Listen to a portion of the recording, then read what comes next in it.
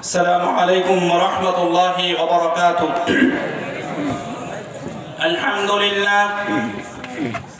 الحمد لله نحمده ونستعينه ونستغفره ونؤمن به ونتوكل عليه ونعوذ بالله من شرور أنفسنا ومن سيئات أعمالنا.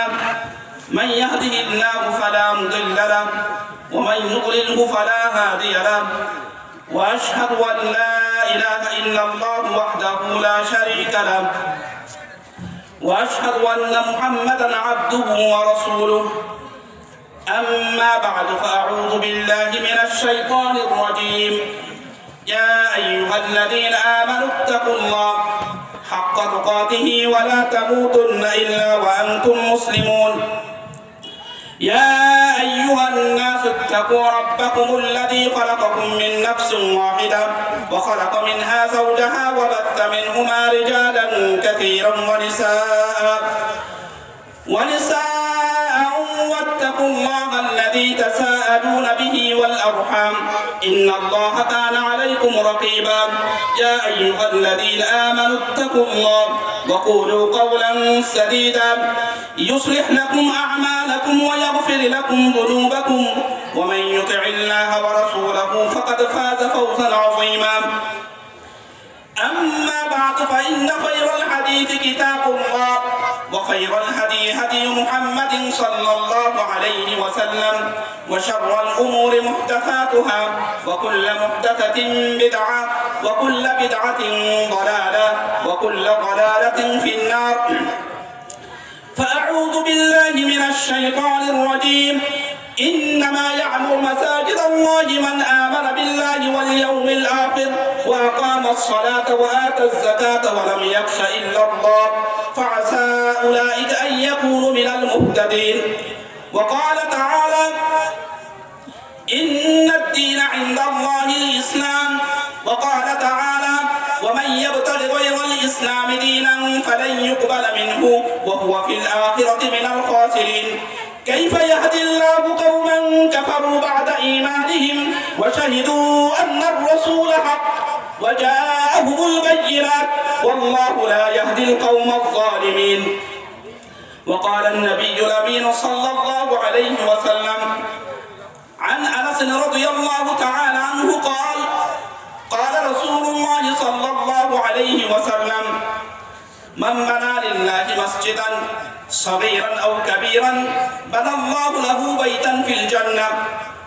رواه الترمذي.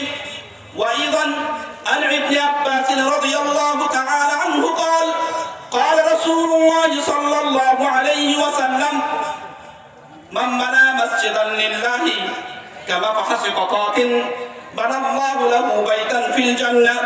رواه أحمد. রামরাঙ্গা আমতলী জামে মসজিদের উন্নয়ন কল্পে আজকের এই ওয়াজ মাহফিলের সম্মানিত সভাপতি সাহেব, আমার অত্যন্ত বন্ধুবর কাছের মানুষ জনাব মোহাম্মদ ওবায়দুল ইসলাম, সিনিয়র প্রভাষক ফাজিল মাদ্রাসা সুন্দর খাতা, শফিকুল বাণী স্বপন ফাজিল মাদ্রাসা, সম্মানিত উলামায়ে কেরাম, সুধী মণ্ডলী, সুপ্রিয় ভাই বন্ধুগণ, সর্বস্তরের জনতা, জাতির জাগ্রত বিবেক, সম্মানিত সচেতন ব্যক্তি মহোদয়গণ, সুপ্রিয় তরুণ যুবক ছাত্র ভাই বন্ধুগণ, সম্মানিতা মা ও বোনেরা, আমরা শুরুতেই মহান আল্লাহ সুবহানাহু ওয়া তাআলার দরবারে জানাচ্ছি লাখ কোটি শুকরিয়া যে আল্লাহ সুবহানাহু ওয়া তাআলা এই মাহফিলে আসার মাধ্যমে, এই মাহফিলে এসে আমাদের ঈমানকে, আমাদের ঈমানী চেতনাকে বৃদ্ধি করার যে আল্লাহ তৌফিক দিয়েছেন। এই পৃথিবীতে আল্লাহ সুবহানাহু ওয়া তাআলা মানব গোষ্ঠীর জন্য, মানব জাতির জন্য, মানব সম্প্রদায়ের জন্য অসংখ্য অগণিত নিয়ামত দিয়ে রেখেছেন। নিয়ামতের চাদর দিয়ে গোটা বিশ্বের মানব জাতিকে ঢেকে রেখেছেন। কি প্রফেসর, কি ডক্টর, কি ইঞ্জিনিয়ার, কি প্রেসিডেন্ট, কি মন্ত্রী, পৃথিবীর সকল মানুষ, পৃথিবীর সকল পাওয়ারফুল মানুষ সবাই আল্লাহর নিয়ামতে হাবুডুবু খাচ্ছে, সবাই আল্লাহর নিয়ামতে রয়েছে। এই নিয়ামতগুলো কে দিয়েছেন? আল্লাহ। ছোট্ট একটি নিয়ামতের কথা বলছি। একজন মানুষ যদি এক সন্ধ্যা খাবার খায়, এই খাবারের হজমের প্রক্রিয়ার ব্যবস্থা করেন কে? আল্লাহ। যদি হজমের প্রক্রিয়ার ব্যবস্থা না হয়, অবস্থা কি ওই ভালো থাকবে না খারাপ হবে? খুবই কঠিন হবে। রাশিয়ার এক বিজ্ঞানী বলেছেন, একজন মানুষ এক সন্ধ্যা খাবার যে খায়, এই খাবার হজম প্রক্রিয়ার যে ভিতরের মানুষের পেটের যে যন্ত্রগুলো, তার শরীরের যে যন্ত্রগুলো কাজ করে, এই এক সন্ধ্যা খাবারের হজম প্রক্রিয়া করতে, এটা যদি আধুনিক যন্ত্র আধুনিকভাবে প্রক্রিয়া করে যদি এই এক সন্ধ্যা খাবারের হজমের ব্যবস্থা করা হয়, তাহলে এক সন্ধ্যা খাবার হজম করতে মানুষের খরচ হবে 100 কোটি টাকা। অথচ সেটা অনায়াসে আপনি হজম করছেন। এই হজমের ব্যবস্থা কে করেছেন? মহান আল্লাহ সুবহানাহু ওয়া তাআলা। এগুলো নিয়ামত, কিন্তু এই মানব গোষ্ঠীর উপর, মানব জাতির উপর, মানব সম্প্রদায়ের উপর সবচেয়ে বড় নিয়ামত হচ্ছে ঈমান বিত তাওহীদ, আল্লাহর একত্ববাদের উপর, আল্লাহর উলুহিয়াতের উপর, আল্লাহর জাতির প্রতি ঈমান আনা। এটি হচ্ছে সবচেয়ে বড় নিয়ামত। আল্লাহ বলছেন, বালিল্লাহু ইয়ামুন্নু আলাইকুম আন হাদাকুম লিল ঈমান। আল্লাহ বলছেন, তোমাদের উপর বিশাল অনুগ্রহ করেছি এই ঈমানের হেদায়েত দিয়ে, এই ঈমান নামক হেদায়েত দিয়ে তোমাদের উপর বিশাল অনুগ্রহ করেছি। শুধু তাই নয়, শুনে আশ্চর্য হবেন, আল্লাহ বলছেন, ফিতরাতাল্লাহ আল্লাতী ফাতারান নাস আলাইহা। আল্লাহ সুবহানাহু ওয়া তাআলা এই পৃথিবীর সকল মানুষকে, কি হিন্দু, কি বৌদ্ধ, কি খ্রিস্টান, যেই বর্ণের যেই ধর্মের হোক না কেন, এই যে পৃথিবীতে বাচ্চাটা আসে, এই সন্তানটা যে আসে, এই সন্তানের জন্ম হচ্ছে ঈমানের উপর, তাওহীদের উপর, আল্লাহর একত্ববাদের উপর। আপনার প্রতিবেশী যেই হিন্দু মহিলাটি সন্তান প্রসব করলো, ওই সন্তানটির জন্ম হচ্ছে কি? ঈমানের উপর, তাওহীদের উপর, আল্লাহর একত্ববাদের উপর। এটি আল্লাহ বলছেন, ফিতরাতাল্লাহ আল্লাতী ফাতারান নাস আলাইহা। পৃথিবীর সকল মানুষকে, পৃথিবীর সকল শিশুকে, পৃথিবীর সকল বাচ্চাকে, পৃথিবীর যত নবজাতক সন্তান আছে, এই সন্তানের জন্ম, এই সন্তানের আগমন কিসের উপর? ঈমানের উপর, ইসলামের উপর। এই যে কোরআন বলছে, আল্লাহ রাসূল বলছেন, মা মিন মাউলুদিন ইউলাদু আলাল ফিতরা ফাআবাওয়ানি ইউহাব্বিদানিহি আও ইউনাসসিরানিহি আও ইউমাজ্জিসানিহি। প্রতিটি শিশুর জন্ম হচ্ছে ইসলামের উপর, ঈমানের উপর, তাওহীদের উপর। কিন্তু এই শিশুটিকে তার পিতামাতা তাকে ইহুদি বানায়, তাকে খ্রিস্টান বানায়, তাকে অগ্নি পূজক বানায়, কিন্তু তার জন্ম কিসের উপর? ইসলামের উপর, ঈমানের উপর। কি আশ্চর্য হতে হয়! এগুলো তো আমরা কোরআনের কথা বলছি, এগুলো তো আমরা হাদিসের কথা বলছি, এগুলো তো আমরা মুসলিম হিসাবে কথা বলছি, কিন্তু আশ্চর্য হবেন, আজকের বিশ্বের, পশ্চিমা বিশ্বের যারা বিজ্ঞানী, যারা অমুসলিম, যারা কোনো কোরআন পড়ে না, সুন্নাহ পড়ে না, তারা এই ব্যাখ্যা দিচ্ছে তাদের যন্ত্র দিয়ে, তাদের সেই অত্যাধুনিক যন্ত্র দিয়ে বাচ্চাদের ব্রেন পরীক্ষা করে সিদ্ধান্ত দিচ্ছে বাচ্চাদের জন্ম ঈমানের উপর, তাওহীদের উপর। এটা তারা বলছে আমেরিকা বিশ্বের, পশ্চিমা বিশ্বের, আমেরিকার শিকাগো বিশ্ববিদ্যালয়ের প্রফেসররা, ডক্টররা বাচ্চাদের ব্রেন নিয়ে গবেষণা করে বলছে, বাচ্চাদের ওয়াসাতিদ দিমাগ আন্না দিমাগ الطفل مجهز لأفكار محددة لأن الدماغ تقر أن الله خالق الكون وأن كل شيء سبب الله وأن الله واحد ليس بعدد كثير।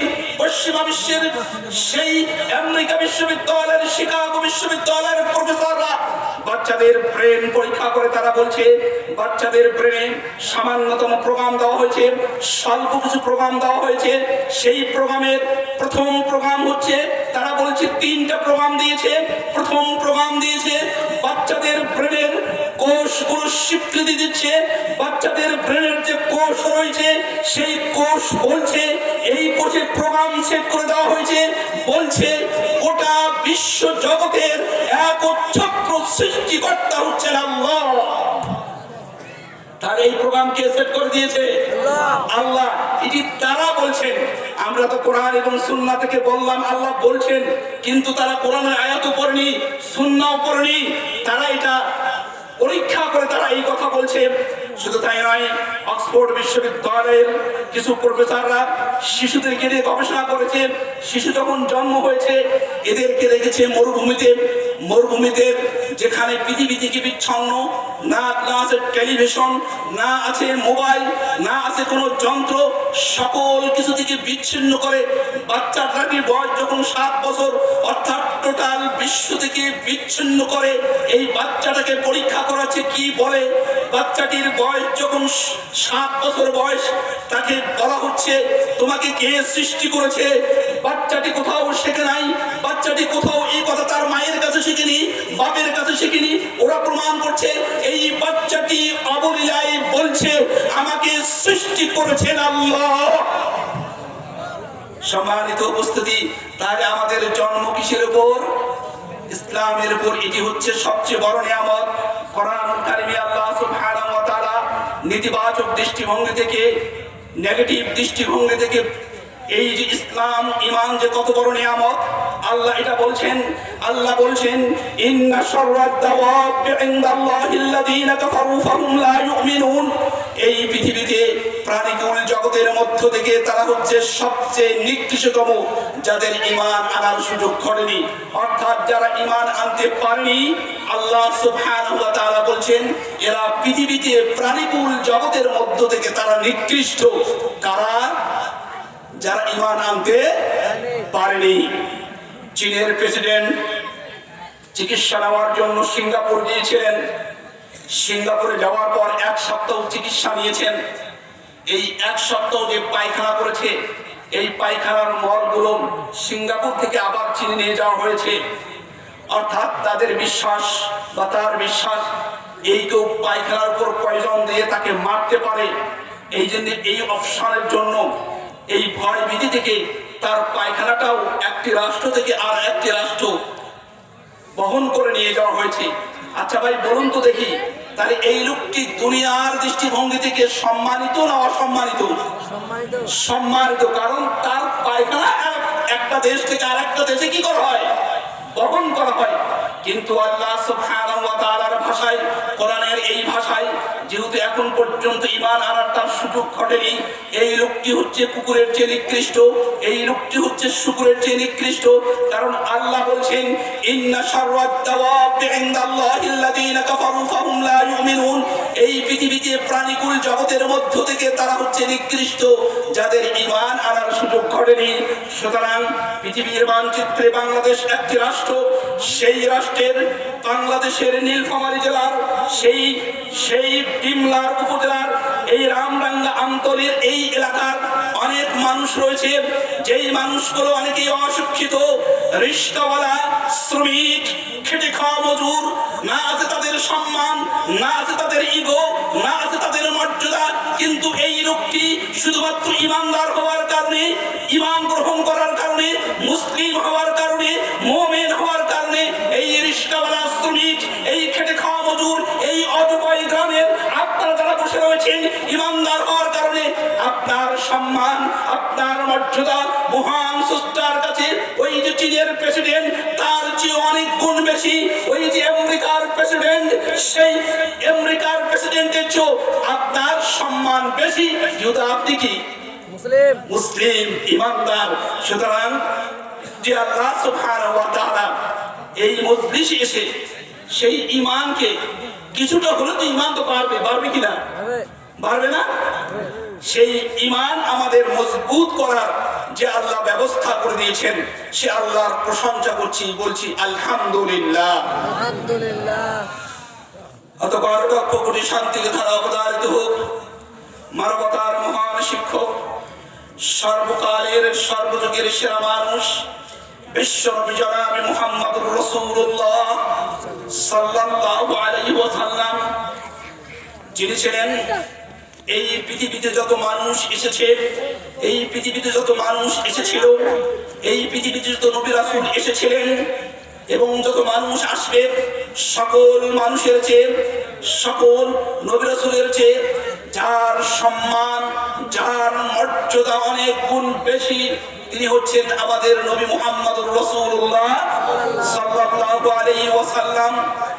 কোরআন অধ্যয়ন করলে, কোরআন স্টাডি করলে, কোরআন পড়লে হতবাক হতে হয়, আশ্চর্য হতে হয়। আল্লাহ সুবহানাহু ওয়া তাআলা তাকে এত সম্মানিত করেছেন, এত মর্যাদা দিয়েছেন। পৃথিবীর কোন মানুষকে, পৃথিবীর কোন ব্যক্তিকে এই ধরনের সম্মানিত করেননি। আল্লাহ সুবহানাহু ওয়া তাআলা তার ব্রেনের প্রশংসা করেছেন, মেধার প্রশংসা করেছেন। আল্লাহ বলছেন, মা দাল্লা সাহিবুকুম ওয়া মা গাওয়া, তোমাদের সাথী পথ ভ্রষ্ট হননি, বিপথগামী হননি। এখানে আল্লাহ সুবহানাহু ওয়া তাআলা তার ব্রেনের প্রশংসা করেছেন। আল্লাহ সুবহানাহু ওয়া তাআলা তার চোখের প্রশংসা করেছেন। আল্লাহ বলছেন, মা যাগাল বাসারু ওয়া মা তাগা, তার দৃষ্টি ভ্রম হয়নি, সীমা লঙ্ঘন করেনি। আল্লাহ সুবহানাহু ওয়া তাআলা তার চরিত্রের প্রশংসা করেছেন। আল্লাহ বলছেন, ওয়া ইন্নাকা লাআলা খুলুকিন আযীম, তুমি মহান চরিত্রের উপর প্রতিষ্ঠিত। এভাবে কোরআনে বহু জায়গায় তার সম্মান, তার মর্যাদা প্রকাশ করেছেন। আসুন সেই নেতার প্রতি জানাচ্ছি লাখো কোটি দরুদ, সকলেই বলি সাল্লাল্লাহু আলাইহি ওয়াসাল্লাম। সম্মানিত উপস্থিতি, আমি আপনাদের সামনে স্বল্প সময় নেব। আশা করছি আমি বাহির থেকে যেহেতু এসেছি উঠবেন না। আমি যে বিষয়টি নিয়ে কথা বলার প্রয়াস পাব সেটি হচ্ছে, যেহেতু মসজিদের উন্নয়ন কল্পে আজকের এই মাহফিলটি, এই জন্য মসজিদ সংক্রান্ত, মসজিদের ফজিলত, মসজিদের সাথে আপনাদের সংশ্লিষ্ট থাকলে আপনার কি মর্যাদা, আপনার কি সম্মান, সে কথাটি আমি তুলে ধরার প্রয়াস পাবো। ওয়া মা তাওফীকি ইল্লা বিল্লাহ। তার আগে যে কথাটি বলতে চাই, আলহামদুলিল্লাহ, আলহামদুলিল্লাহ, এখন যে বাংলাদেশ, এই বাংলাদেশ আর আগের বাংলাদেশ নেই। এই বাংলাদেশের এখন তরুণ সমাজ, তরুণ যুবক, যারা নতুন প্রজন্ম, যারা বর্তমান পড়াশোনা করছে, এরা বাংলাদেশী প্রেমী, বাংলাদেশকে ভালোবাসে।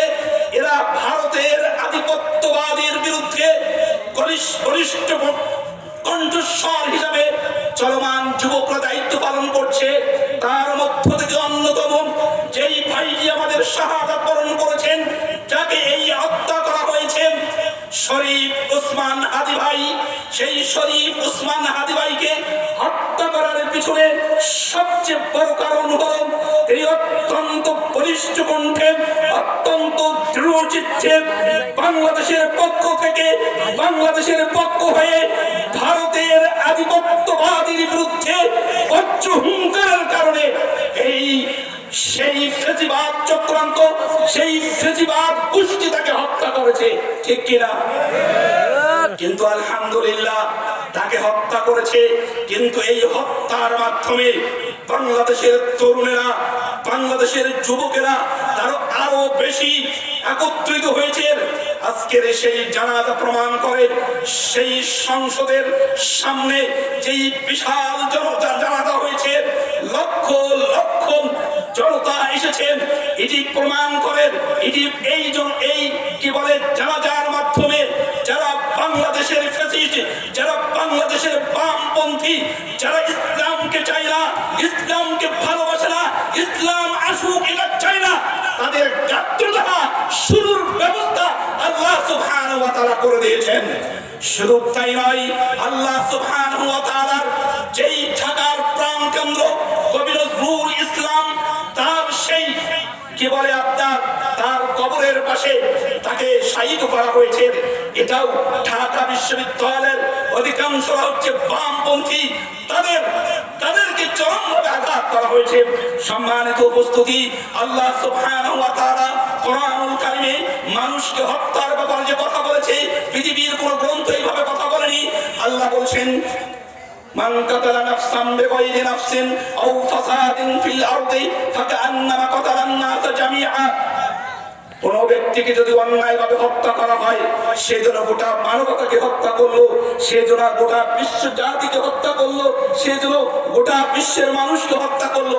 একজন মানুষকে হত্যা করা মানে গোটা মানবতাকে হত্যা করা, হোক সে সে হিন্দু, হোক সে বৌদ্ধ, হোক সে খ্রিস্টান। একজন মানুষকে হত্যা করা মানে ওটা মানবতাকে হত্যা করা। কিন্তু একজন মুমিনের হত্যা করার ক্ষেত্রে এটা আরো বিশাল পাপ, এটা হলো বিশাল গুনাহ। আল্লাহ সুবহানাহু ওয়া তাআলা বলছেন, ومن يقتل مؤمنا متعمدا فجزاؤه جهنم।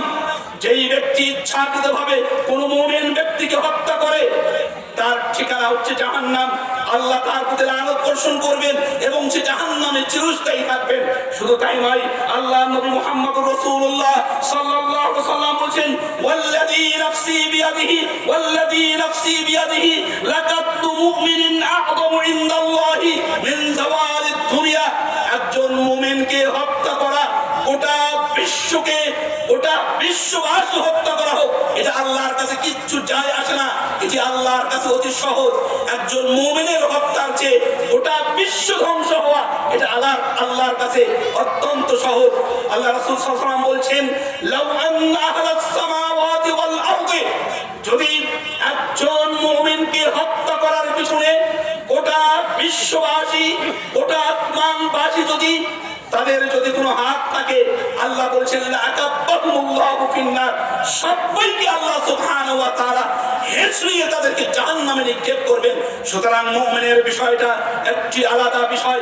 আমাদের যেই ভাই মারা গেছেন তার অনেক ফজিলতের মধ্যে অন্যতম ফজিলত হচ্ছে, আল্লাহ রাসূল সাল্লাল্লাহু আলাইহি ওয়াসাল্লাম বলছেন, মা মিন মুসলিমিন ইয়ামুতু মা মিন মুসলিমিন ইয়ামুতু লাইলাতাল জুমআতি আও ইয়াউমাল জুমআতি ইল্লা ওয়াকাহু আল্লাহু মিন ফিতনাতিল কবর। যেই মুসলিম ব্যক্তি জুমার রাতে অথবা জুমার দিনে মারা যায়, আল্লাহ সুবহানাহু ওয়া তাআলা কবরের ফিতনা থেকে, কবরের আযাব থেকে আল্লাহ তাকে রক্ষা করবেন। আমাদের এই ভাইটি জুমার রাতে মারা গেছে, আমরা আল্লাহর কাছে দোয়া করছি আল্লাহ সুবহানাহু ওয়া তাআলা তাকে কবরের ফিতনা থেকে মুক্তি দিয়ে জান্নাতুল ফেরদাউসে তাকে দাখিল করুন। আমিন। সম্মানিত উপস্থিতি, এখানে মহিলাদের কাছে একটি শিক্ষণীয় বিষয়, গোটা বাংলাদেশকে, গোটা মুসলিম বিশ্বের নারীকে শিক্ষা দিয়ে গেছে এই আমাদের ওসমান হাদি ভাইয়ের বউ, তার স্ত্রী। এত যেখানে লক্ষ লক্ষ কোটি কোটি জনতা সেই মিডিয়ার সামনে ছিল, মিডিয়ায় দেখা গেছে, অর্থাৎ মিডিয়ার সামনে এসেছে, কিন্তু তার স্ত্রীকে দেখা যায়নি।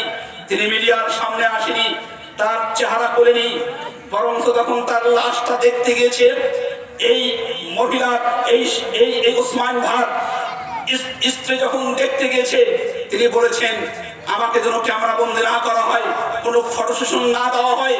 এরপর তখন তাকে নিয়ে যাওয়া হয়েছে, পর্দার আড়াল করে তাকে নিয়ে যাওয়া হয়েছে।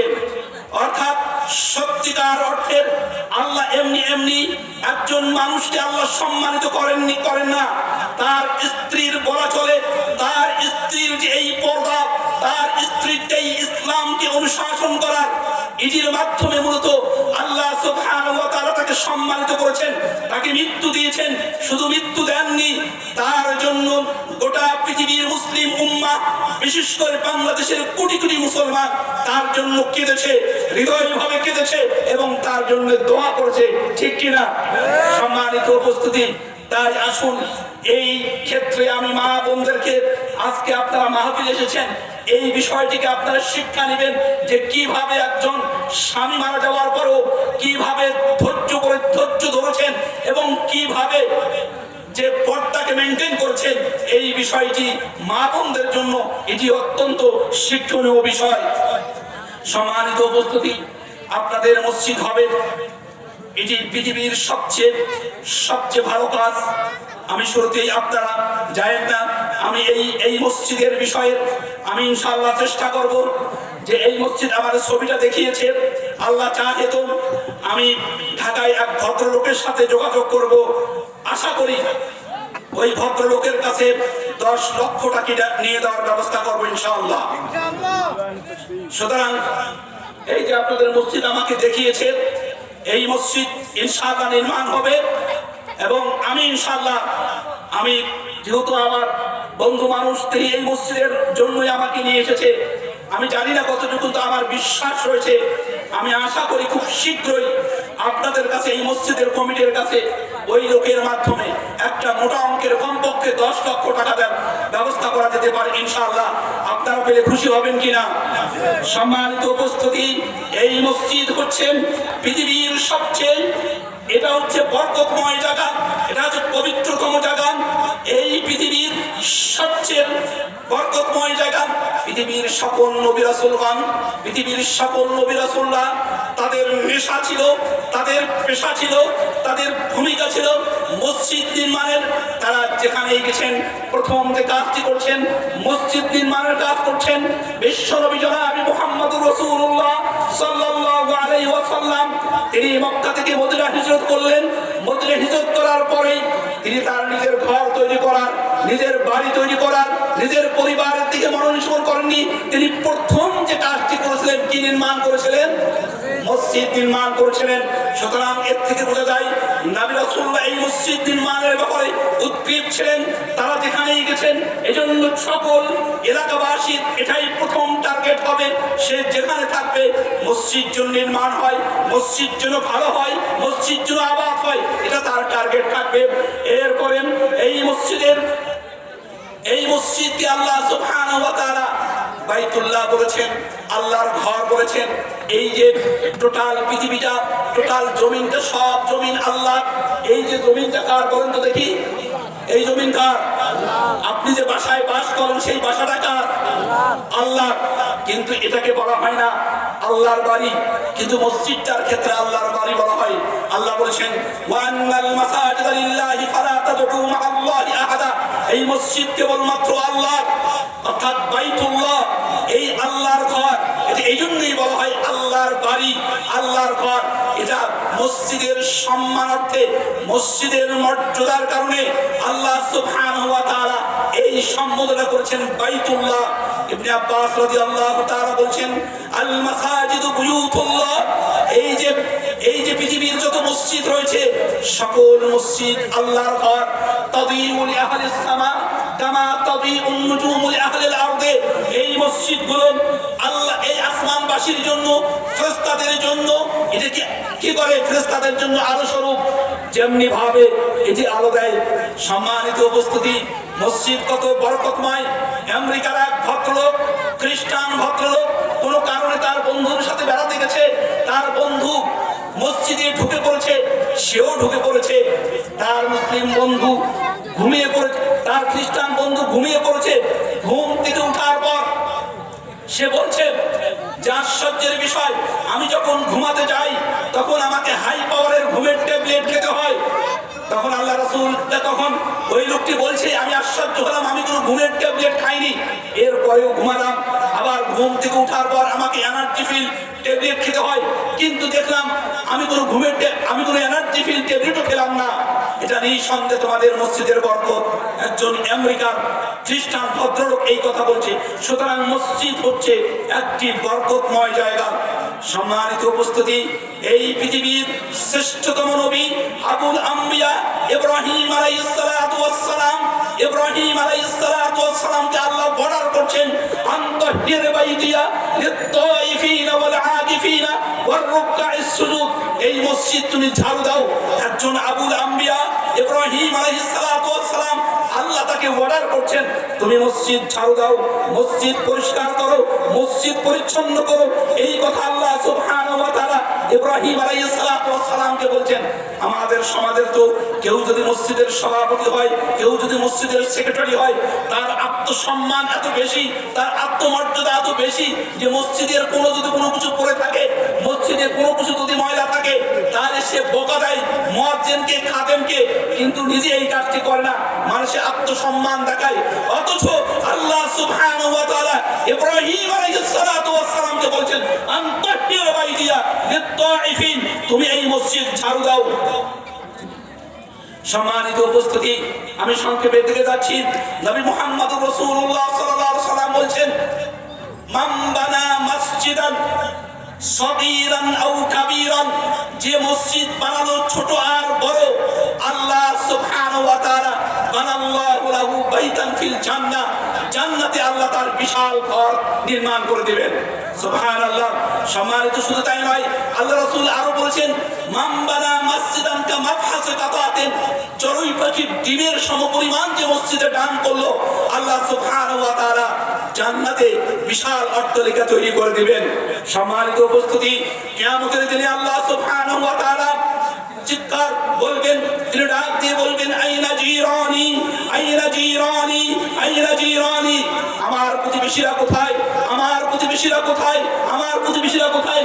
ফেরেশতারা আশ্চর্য হয়ে বলবে, ফাতাকুলুল মালাইকা, ফেরেশতারা আশ্চর্য হয়ে বলছে, ওয়া মান ইয়ামবাগি লাহু আন ইউজাবিরা, তার এমন পাওয়ার রয়েছে যে আপনার প্রতিবেশী হবে, আপনার কাছাকাছি হবে। তখন আল্লাহ রাসূল, তখন বলছেন, আল্লাহ বলছেন, আইনা আম্মারুল মাসাজিদ, মসজিদের নির্মাণকারীরা কোথায়, মসজিদের সাথে সংশ্লিষ্টতা কারা, মসজিদের সাথে সম্পর্ক কি কারা, তারা আমার প্রতিবেশী হবে, তারা আমার কাছাকাছি হবে। সুতরাং এই ভাইরা, যারা এই মসজিদের সাথে সম্পর্ক রাখবেন, যেই আমার মারা বোনেরা মসজিদের সাথে সম্পর্ক রাখবে, সামান্য দান দিয়ে হলো সে এই অর্জন করতে পারবে, সে এই ফজিলত পাবে। নবী মুহাম্মদুর রাসূলুল্লাহ সাল্লাল্লাহু আলাইহি ওয়াসাল্লামের জামাত হওয়ার যোগ্যতা অর্জন করে যারা মসজিদের কি খেদমত করে, বিশ্ব নবী জনাব মুহাম্মদ সাল্লাল্লাহু আলাইহি ওয়াসাল্লামের সাহাবী তামিম দারি রাদিয়াল্লাহু তাআলা আনহু, তিনি সিরিয়া থেকে এসেছেন। সিরিয়া থেকে ওই দেশের যে গির্জাগুলো রয়েছে আলোর ব্যবস্থা ছিল, মসজিদে নববীতে আলোর ব্যবস্থা ছিল না। তিনি আসলেন, তিনি ওখান থেকে সব সরঞ্জাম মসজিদ যে আলোর ব্যবস্থাপনা নিয়ে এসেছে, তিনি মসজিদে নববীতে এসে এই আলোর ব্যবস্থা করেছেন। মাগরিবের নামাজের সময় আল্লাহ রাসূল মসজিদে ঢুকলেন, দেখলেন যে মসজিদ ফকফকা। আল্লাহ রাসূল বললেন, মান ফাআলা হাদা, এই আলোর ব্যবস্থা কে করেছে? তখন আল্লাহ রাসূল সাল্লাল্লাহু আলাইহি ওয়াসাল্লাম সাহাবীরা বললেন, তামিম দারি এই কাজটি করেছে। তখন আল্লাহ রাসূল সাল্লাল্লাহু আলাইহি ওয়াসাল্লাম বললেন, নব্বরকাল ইসলাম, তুমি ইসলামকে আলোকিত করেছো, ইসলামকে আলোকিত করেছো। এরপরে তিনি বললেন, যদি লাউ কানাত লি ইবনাতুন, আমার যদি কোনো মেয়ে থাকতো তাহলে আমি সেই মেয়েকে তোমার সাথে বিয়ে দিতাম। সুতরাং এর থেকে প্রমাণিত হয় মসজিদের সাথে যে সংশ্লিষ্ট থাকে, মসজিদের সাথে যে জড়িয়ে থাকে, মসজিদেরকে সাহায্য করে, রাসূল সাল্লাল্লাহু আলাইহি ওয়াসাল্লামের জামাত হওয়ার যোগ্যতা অর্জন করে। আপনারা রাজি আছেন কিনা যে রাসূল সাল্লাল্লাহু আলাইহি ওয়াসাল্লাম বলেছেন যে মসজিদের সাথে সম্পর্ক রাখে, মসজিদের কাজের ক্ষেত্রে যেভাবেই সহযোগিতা করো, এই রাসূলুল্লাহ সাল্লাল্লাহু আলাইহি ওয়াসাল্লামের জামাত হওয়ার যোগ্যতা অর্জন করে। তো সম্মানিত উপস্থিতি, তো এই জন্য এই মসজিদ নির্মাণের ক্ষেত্রে আল্লাহ রাসূল যে কথা, মান বানা কা মাফহাসে কাতাতিন, সামান্যতম যে দান করে, আল্লাহ সুবহানাহু ওয়া তাআলা তার সেই বিশাল অট্টালিকা তৈরি করে দিবেন। আমি এই জন্য আপনাদের উদাত্ত আহ্বান জানাচ্ছি, আপনাদের এই মসজিদটা যে রয়েছে, এই মসজিদের ক্ষেত্রে আপনারা মুক্ত হস্তে দান করবেন। এই মসজিদের ক্ষেত্রে কেউ আছে কি?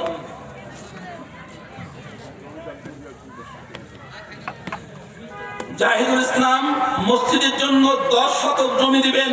লিল্লাহি তাকবীর, লিল্লাহি তাকবীর। আমাদের এক ভাই, তিনি দলিল সহ মসজিদের জন্য 10 শতক জমি দিয়েছেন। আয় রব্বুল আলামিন তার এই দানকে সদকায়ে জারিয়া হিসেবে কবুল করুন। বিশ্বনবী জনাব মুহাম্মদুর রাসূলুল্লাহ সাল্লাল্লাহু আলাইহি ওয়াসাল্লাম বলেছেন, যেই মৃত্যুর পরেও যে আমলগুলো সদকায়ে জারিয়া হিসেবে থাকে, তার অন্যতম হচ্ছে মান বানা মসজিদান, যে মসজিদ বানাই, এই মসজিদ বানালে এটা সদকায়ে জারিয়া হিসেবে হবে। আমরা আল্লাহর কাছে দোয়া করছি, আল্লাহ সুবহানাহু ওয়া তাআলা আমাদের এই জাহিদুল ইসলাম ভাইকে তার এই দানকে, তার এই জমি দান করলেন, এটি যেন আল্লাহ সুবহানাহু ওয়া তাআলা সদকায়ে জারিয়া হিসেবে জারি করেন। আমরা দুইজন, আপনি দিচ্ছেন না, দুইজন মিলেছে তার স্ত্রী, হ্যাঁ আল্লাহ এদের দানকে কবুল করুন। আয় রব্বুল আলামিন এদের দানকে সদকায়ে জারিয়া হিসেবে কবুল করুন।